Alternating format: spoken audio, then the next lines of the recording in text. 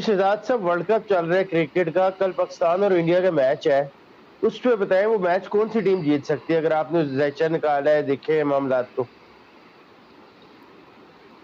देखिए मुझे ना क्रिकेट वगैरह के मामलों से ज़्यादा दिलचस्पी नहीं है, मगर अगर आपने सवाल पूछ लिया तो मेरे ये फील्ड है तो मैं आपको कुछ बता देता हूँ।